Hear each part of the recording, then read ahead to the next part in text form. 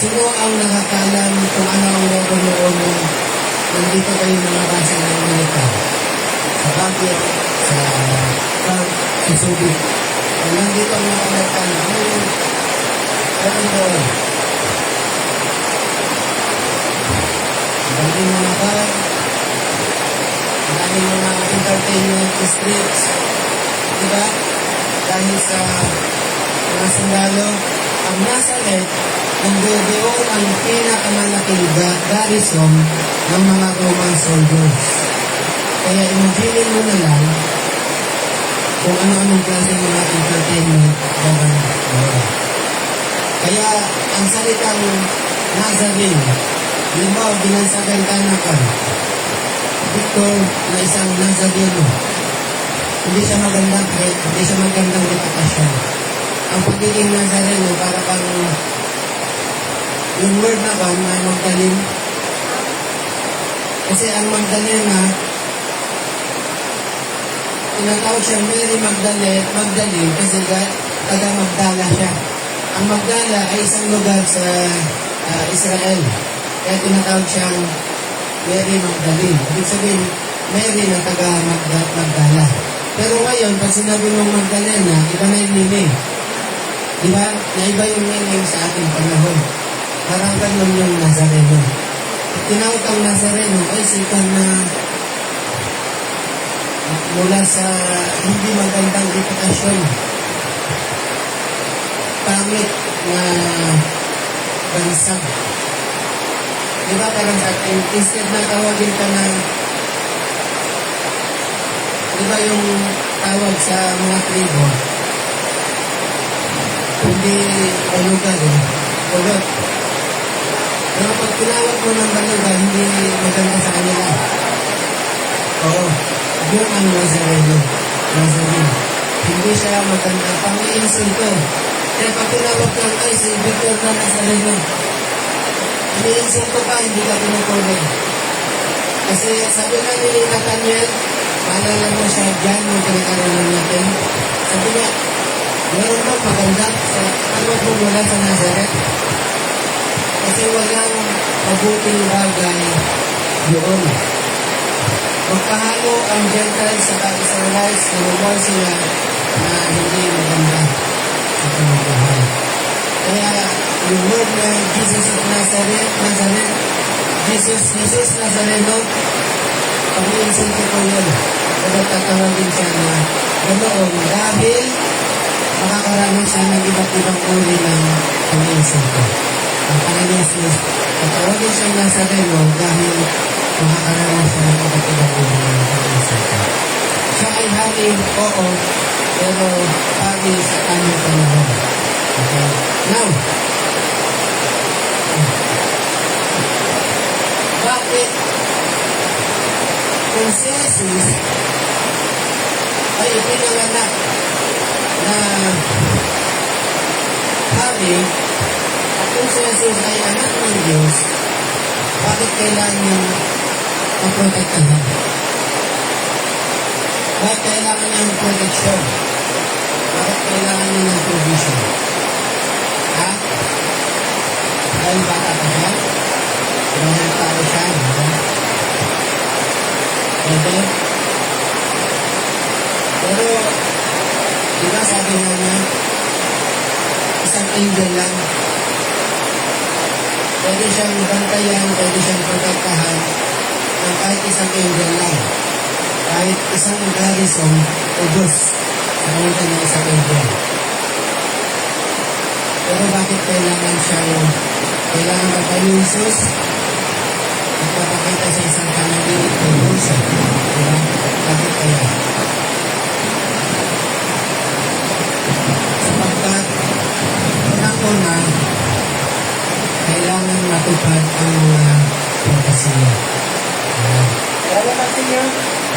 Si Matthew, bawat nangyari sa ating Panginoong Jesus, yung mayroong isang virgin na magbubuntis, babanggitin niya yung propesiya sa Old Testament.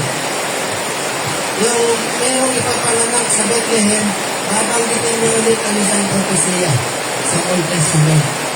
Yung aalis sila from Egypt, from Jerusalem, papunta sa Egypt, at from Egypt, pabalik ng Israel, bahagi ulit ng propesya patungkol sa Messiah. Yung pupunta sila dapat sa Jerusalem, pero pupunta sila sa Galilee, maninirahan sa Nazareth at bababang sa nasyang Nazareno. Bahagi pa rin sa pagtupad sa propesya. Bakit kailangan matupad ang mga propesya sa kanya? Dahil hindi pwedeng basta-basta sabihin mo, ako ang Messiah. Dapat may po iba ka ba? Dapat meron kang proof. So, yung ipirepresent ni Matthew na siya ay from the seed of Abraham, na siya ay from the seed of David, isang proof yun. Pero pwede makontra pa yun eh. Ang dami nga rin. Siguro galing din sa bini ni Abraham. Siguro galing din sa seed ni David, di ba? Bakit hindi siya? Pwede, di ba? Pwede yun. Pero ang tanong is, nangyayari ba sa kanila ang mga propesya? Alam niyo po ba kung ilang propesya ang natupad sa ating Panginoong Yesus? Nasa 300 na higit. From chapter 1 ng Matthew, Mark, Luke, hanggang sa matapos hanggang sa siya na ipako sa cross, nasa 300 na propesya nangyari sa isang tao lang. Kung hinulaan ka ni Nostradamus, halimbawa hinulaan niya yung isang presidente sa US, na nangyayari ito sa kanya, posible pa, di ba? Tama? Pwede. Pero yung mahulaan ka, magmula sa iyong pagbubuntis, yung nasa tiyan pa lang, hanggang sa ikay panganak, hanggang sa ikaw ay mamatay, bihang mangyari yun sa isang tao. Pero mangyari lahat yan sa ating Panginoon Yesus. Kaya masasabi mo pa rin ba, hindi siya yung Masaya? Masasabi mo pa rin ba na sa tao lang at hindi Diyos? Nagbabasa ka ng Biblia pero hindi mo sinusugat kung gano'n. Kung nabasa mo dahil nakasulat lahat dito. Now, kung hindi ka pa naniniwala na si Jesus Christ yung tagapagligtas, na si Jesus Christ yung Messiah, bakit? Ano pa yung kailangan i-convince sa iyo? Kailan mo pa bang makakita ng miracle, signs and wonders? Nandito na rin, nakasulat na rin. Hindi pa sapat.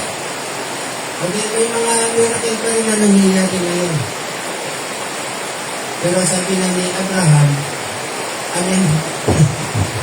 sabi nga ng Panginoong Yesus, doon sa, I think, pag-aaral, hindi na, sa Lucas talaga. Sabi nga ng Panginoong Yesus, kay Lazarus, sabi niya, nakakita man ang mga tao na mabuhay mula sa mga patay, hindi pa rin sila naniniwala. So yung miracles, it's not always a way para ang tao ay naniniwala kay Jesus Christ. Yun ang 300 na prophecy mangyayari sa isang tao. Hindi natin ang naniniwalaan, nakasulat naman, may Bible naman ang natinabas ng lahat. Yun ay sa kanila, pero sa iyo, naniniwala ka ba? Maniniwala ka ba? Kailangan mong maniwala sapagkat ang naghihintay mo ay buhay na walang hanggan. Ang sabi sa John, chapter 3, verse 13. John chapter 3, verse 16. 16. Okay, so ngayon, balikan natin si Joseph. Okay, so nakita natin na ang Panginoon Jesus, kailangan matupad sa kanya mga propesya. Kaya kahit na anak siya ng Diyos, kung siya yung nag-prophesy, na prophesy na magiging hari ng mga Hudyo, kailangan pa rin mapangyari sa kanya yung mga propesya. Nangyayari. Pero si Joseph, pansinin natin si Joseph, the first time na nakarinig siya ng utos mula sa Diyos ay nung time sa chapter 1 na kung saan balak niyang pumalayan si Mary. Balak niyang i-divorce si Mary. Bakit? Kasi nalaman niya, ay, yung pangasawa ko, nagbubuntis na, hindi ko pa nagagalaw. Pinunay ko nga ito, divorce ko pa. Pero habang pinag-isipan niya yun, sa gabi, natulog siya, nagpakita mo kayo sa kanya sa panagulitan. Sabi niya, Joseph, huwag kang matakot na pangasawa si Mary kasi bubuntis niya ay mula sa Holy Spirit at siya ay magkakaroon ng anak na lalaki. Wala pang gano'n, sintagong ultrasound. Wala pang ultrasound pero alam na lalaki ng kanyang anak. Anak na lalaki at papangalan. Pero na rin pangalan, Yeshua. God saves.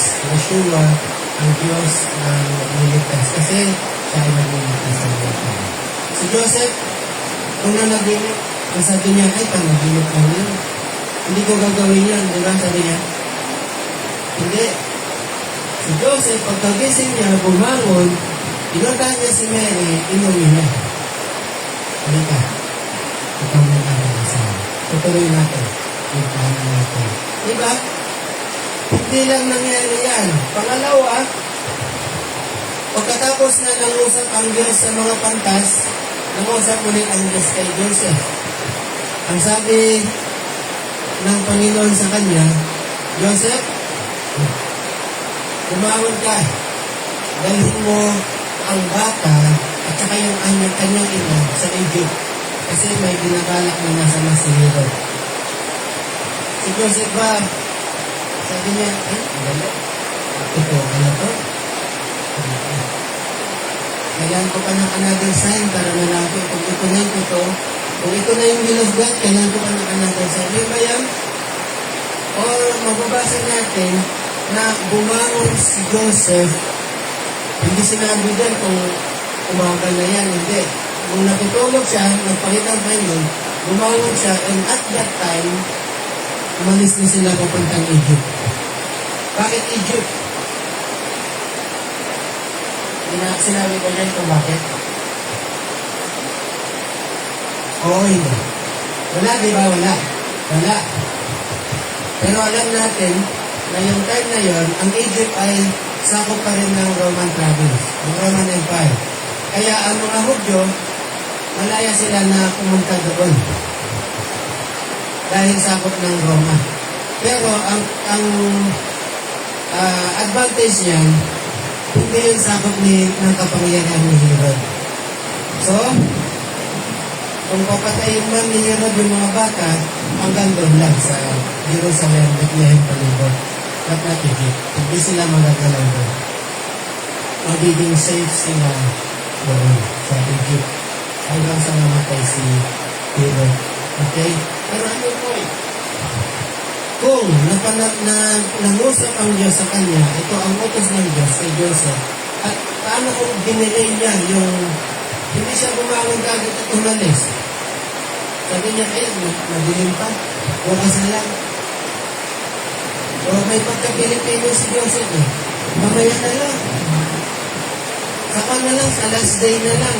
May isang buwan pa, sa last day na lang kami. Magpakin nyo na kayo sa kisa.